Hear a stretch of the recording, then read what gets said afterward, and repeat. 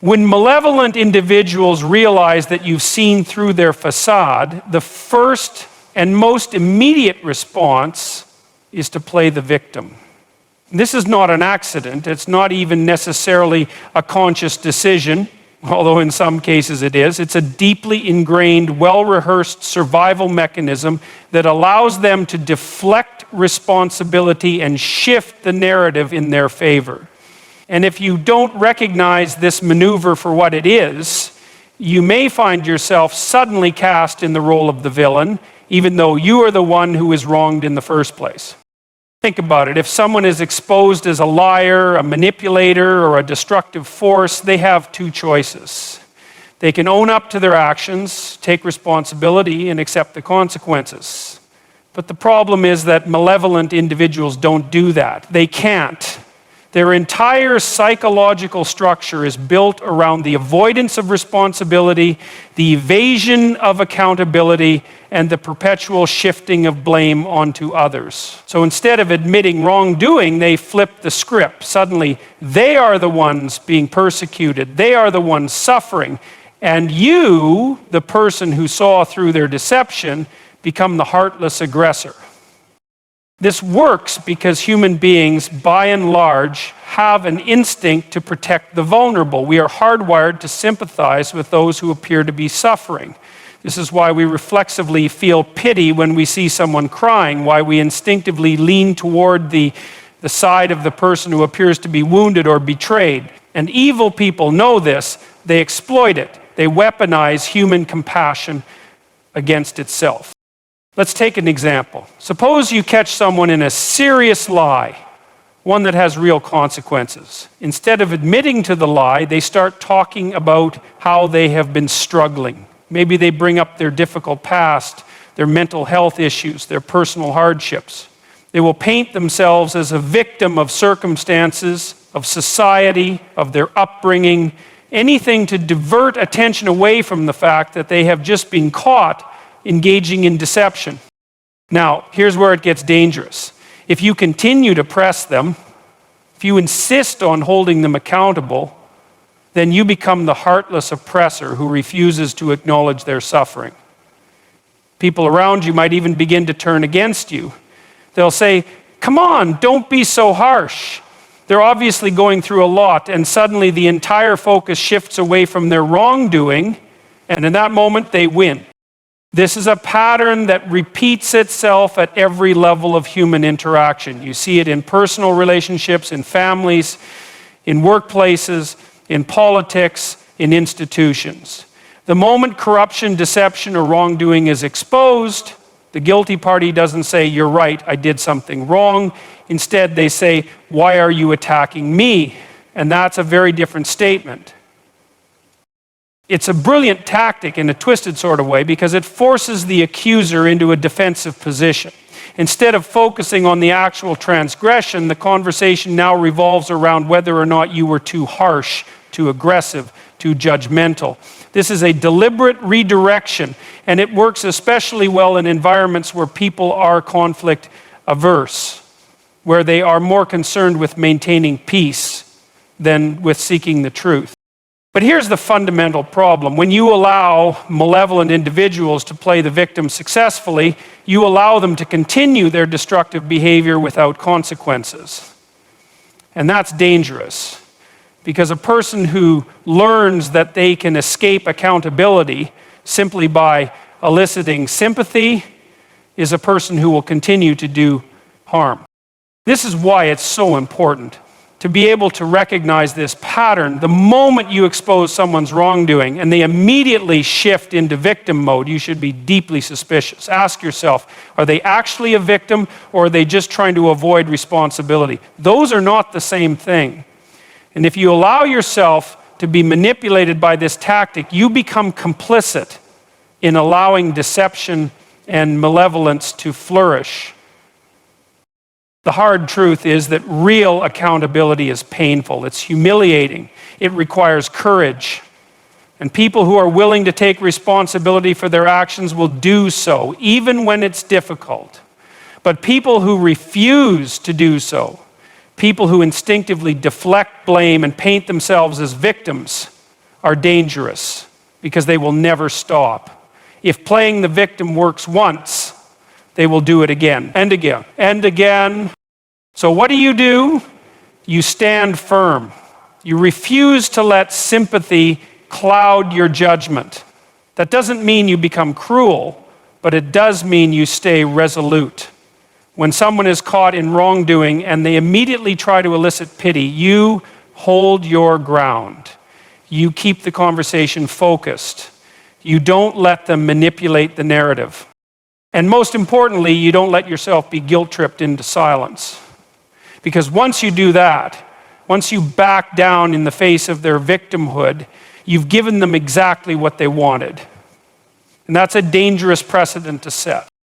Gaslighting is one of the most insidious and psychologically damaging tactics that malevolent people use when they realize that you see through them. It's not just lying, it's not just deception, it's a full-scale assault on your perception of reality. And the reason it's so effective is because it's designed to make you question your own mind, to doubt your memory, your instincts, and ultimately your ability to distinguish truth from falsehood. If they can get you to do that, then they win. Because if you no longer trust yourself, then you're much easier to control. This tactic isn't new. It has existed for as long as human beings have engaged in manipulation. It works at the individual level, in personal relationships, in families, and in workplaces. It works at the societal level, when entire populations are led to question whether or not they really understand what's happening around them. It's an incredibly powerful psychological weapon, and when wielded by someone who knows what they're doing, it can be extraordinarily difficult to resist. The core mechanism of gaslighting is simple: make you doubt what you saw, heard, or experienced. Suppose you catch someone in a blatant lie. You present them with the facts. Any rational person, when confronted with undeniable evidence, would admit their mistake. But a manipulative individual, one who is intent on preserving their own power, will not do that. Instead, they will tell you that you're wrong, that you misunderstood, that you misheard, that you imagined the entire thing. And they will say it with such confidence, with such unwavering certainty, that you will start to wonder if maybe, just maybe, you did get it wrong. That's the first step. Once you start questioning your own recollection of events, they gain ground. The second step is to introduce an alternative version of reality, one where they are innocent, where nothing happened the way you remember it, and where you are in fact the one who is mistaken. They will rewrite the past right in front of you. And if you push back, they will accuse you of overreacting, of being paranoid, of seeing problems where none exist.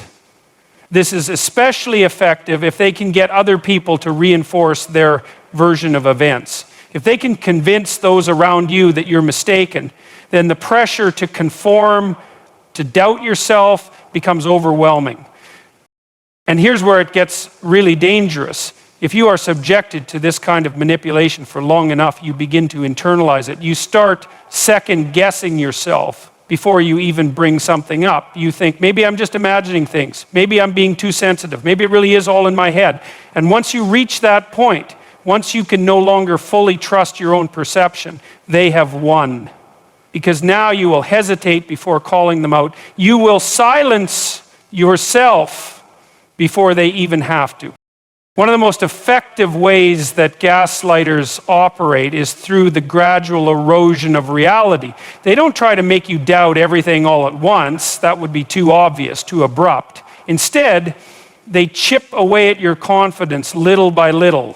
One small lie here, one denial there, a gentle but persistent insistence that your memory is faulty, that your emotions are irrational, that your concerns are baseless. And over time, this has a cumulative effect. You begin to feel lost, disoriented, unsure of what's true and what isn't. And when that happens, you become dependent on them for guidance. That is the ultimate goal of gaslighting. Not just to make you doubt yourself, but to make you rely on them for your understanding of reality.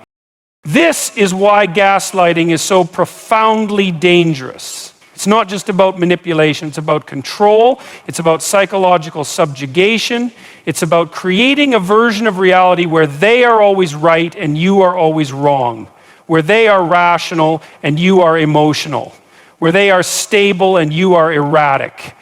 And the longer you stay in that dynamic, the harder it becomes to break free. Now, you might ask, why do they do this? The answer is simple. They do it because it works. They do it because it allows them to continue their deception without consequences. They do it because once you no longer trust your own judgment, you stop resisting, you stop fighting back, you become passive, pliable, easy to manipulate. And that is exactly what they want. So how do you protect yourself? The first step is awareness. You have to recognize the pattern. The moment someone starts making you doubt your own perception of reality, you need to take a step back and ask yourself, is this person being honest? Or are they trying to make me question something I know to be true? That's a crucial distinction. Because the moment you allow them to dictate what is and isn't real, you are at their mercy. The second step is to trust your instincts. If something feels wrong, it probably is wrong. If someone's words don't match their actions, if their explanations don't add up, if you constantly find yourself feeling confused or doubting yourself around them, those are red flags. Pay attention to them. Because malevolent people will always try to make you believe that the problem is you, when in reality the problem is them. And the final step, you refuse to play the game. You refuse to engage in endless debates about what did or didn't happen. You refuse to let them redefine reality for you. Instead, you stand firm in what you know to be true. Because truth is the ultimate antidote to gaslighting. And once you stop allowing them to manipulate your perception, they lose their power over you. When manipulative and malevolent people realize that you've uncovered their true nature, one of the most common and effective strategies they use to protect themselves is to smear your reputation. This isn't just a defensive maneuver, it's an aggressive counterattack designed to discredit you before you have the chance to expose them. If they can destroy your credibility, then anything you say against them will be met with skepticism or even outright dismissal. And the truly insidious part, most people won't even realize they're being manipulated into turning against you. Smearing someone's reputation is a calculated act. It's not done impulsively or without purpose. The goal is clear: to isolate you, to make you look unstable, untrustworthy, or malicious, so that when you try to reveal the truth about them, no one will listen. It's a preemptive strike, one that ensures that even if you have facts, proof, and logic on your side, you'll still struggle to be believed. Because in the court of public opinion, perception often matters more than truth. One of the most common ways they do this is by spreading rumors. They don't have to be big, elaborate lies, just small, carefully crafted half-truths that make people question your integrity. Maybe they'll suggest you have ulterior motives. Maybe they'll imply that you're emotionally unstable or that you have a history of dishonesty. And they won't do this in a way that seems overtly malicious. No, they'll do it subtly, planting seeds of doubt in people's minds so that when the time comes, others will already be predisposed to mistrust you. And here's where it gets even more dangerous. They will often accuse you of the very things they are guilty of. This is called projection, and it's a remarkable psychological trick. If they are liars, they'll accuse you of lying. If they are manipulative, they'll paint you as the manipulator. If they are abusive, they'll claim that you are the abuser. Why does this work so well? Because it creates confusion. It forces people to take sides. It makes it harder for outsiders to distinguish who is actually telling the truth. And in that fog of uncertainty, the smear campaign succeeds. They'll also leverage social influence. If they have any kind of authority, status, or control over a group of people, whether it's in the workplace, within a social circle, or even online, they will use that position to shape the narrative against you. They will rally allies to their cause, often people who are unaware of the full story, but who trust them enough to believe what they say. And once they've turned enough people against you, they no longer have to do much at all. The damage is self-sustaining. Others will continue spreading the rumors, reinforcing the false narrative, and ensuring that your reputation remains tarnished. Now, you might think that you can fight back with the truth, and sometimes you can. But here's the problem. By the time you realize what's happening, the damage is often already done. People tend to believe the first version of a story they hear, especially if it comes from someone they trust. Once they've formed an opinion, it's difficult to change their minds. Even if you present undeniable evidence, there will always be those who hesitate, who wonder if there isn't some truth to the smear campaign after all. And this is what makes reputation destruction such a devastating weapon. It isolates you. It leaves you standing alone, defending yourself against an invisible enemy, because often you won't even know exactly what's being said about you or who is spreading the rumors. You'll just feel the shift. You'll notice people treating you differently. You'll sense the whispers, the sideways glances, the sudden coldness in relationships that once felt solid, and that by design will wear you down. It will make you question yourself. It will make you want to give up. But here's what you need to remember. The only way to truly lose in this situation is to let them break you. If you allow yourself to be silenced, if you stop standing by the truth because it feels like no one is listening, then they win. The best defense against a smear campaign isn't to desperately try to convince everyone of your innocence. That often backfires, making you look defensive or guilty. It's to remain steadfast in who you are, to keep living in a way that makes the lies against you look absurd. Because in the end, time has a way of revealing the truth. And when it does, those who turned against you so easily will have to face the uncomfortable reality that they were manipulated. When manipulative and malevolent people realize that you've seen through them, one of the most effective tactics they use to protect themselves is isolation. They know that as long as you have a strong support system, people who believe in you, trust you, and validate your experiences, you remain a threat. But if they can cut you off from those connections, if they can make you feel alone, vulnerable, and doubtful of your own judgment, then they gain control. Isolation is not just a byproduct of their smear campaigns or gaslighting. It is a deliberate and calculated strategy designed to weaken you. The way they go about isolating you depends on the context of your relationship with them. In a personal setting, such as a romantic relationship or friendship, they will often start by subtly discouraging you from spending time with others. At first, it might seem innocent. They might say things like, "I just don't think your friends really understand you the way I do." Or, "Your family seems really negative. I don't like the way they treat you." At face value, these comments might be caring, as if they're looking out for you. But over time, the effect is clear. You start seeing the people in your life as obstacles, as problems, as sources of stress rather than support. If that doesn't work, they escalate. They begin creating conflict between you and others. Maybe they spread lies about you behind your back, making people question your character or your intentions.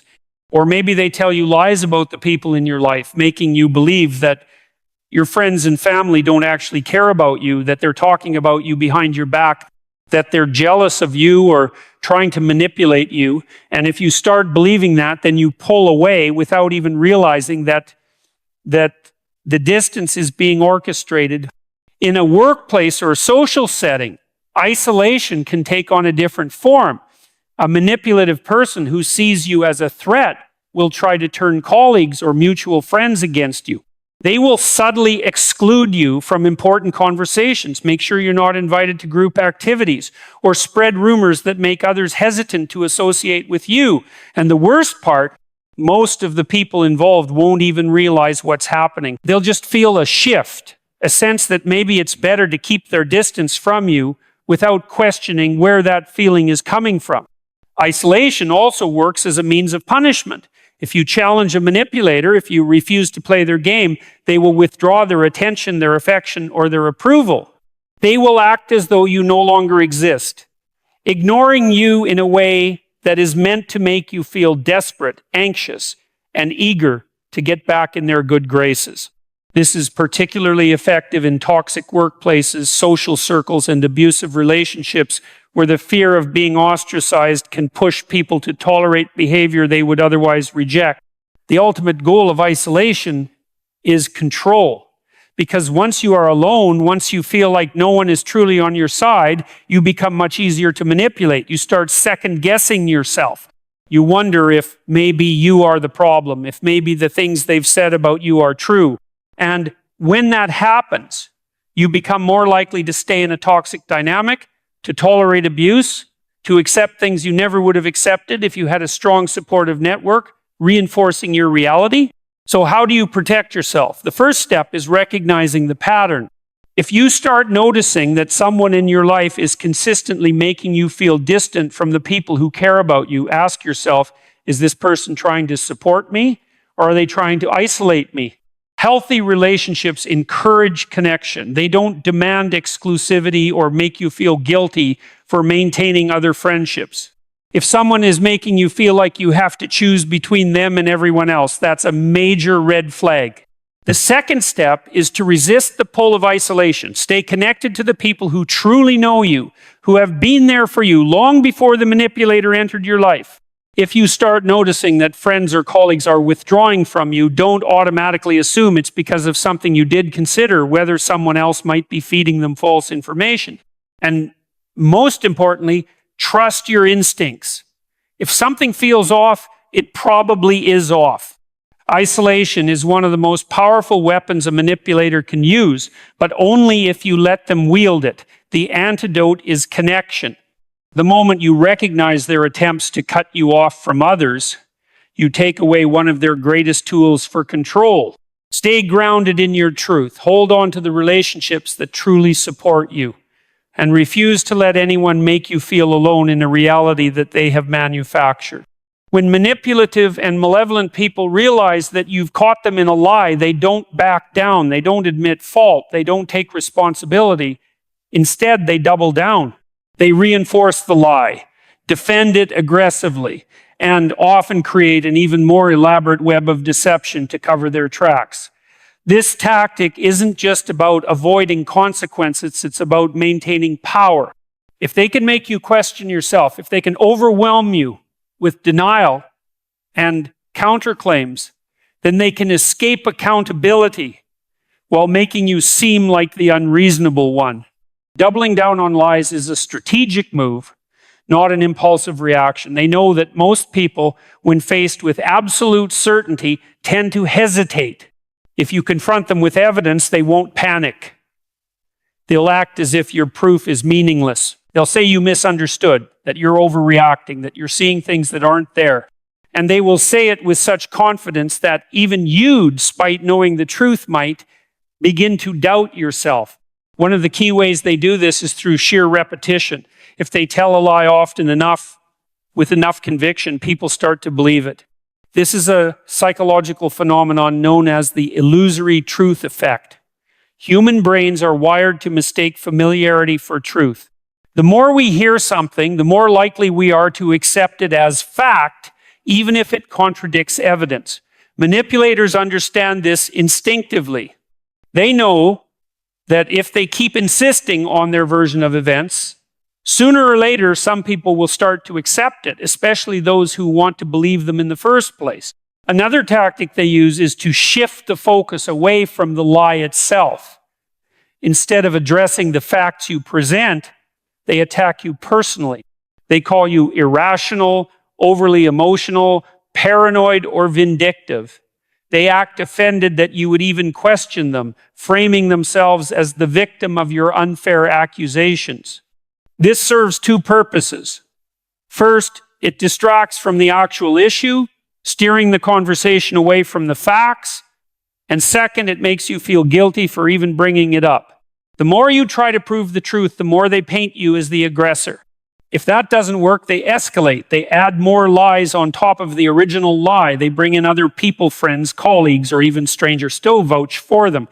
They create false evidence, fabricate stories, or twist past events to support their narrative. And if you keep pushing, they might even accuse you of being the liar. This is where things become especially dangerous. If they can successfully flip the script, making others believe that you're the one spreading falsehoods, they can not only escape accountability, but also destroy your credibility in the process.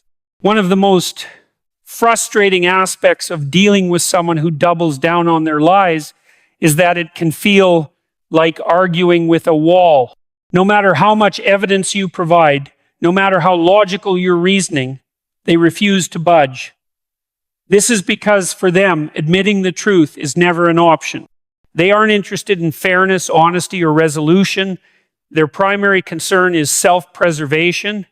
And if that means gaslighting you, manipulating others, or fabricating entire stories to protect themselves, they will do it without hesitation. So what can you do? The first step is to recognize the pattern. Understand that you are dealing with someone who values control over truth. If you keep expecting them to suddenly acknowledge reality, you will only exhaust yourself. The second step is to document everything. When dealing with habitual liars, having concrete evidence can be helpful, not necessarily to convince them, but to protect yourself when they try to smear your reputation. The third step is to know when to disengage.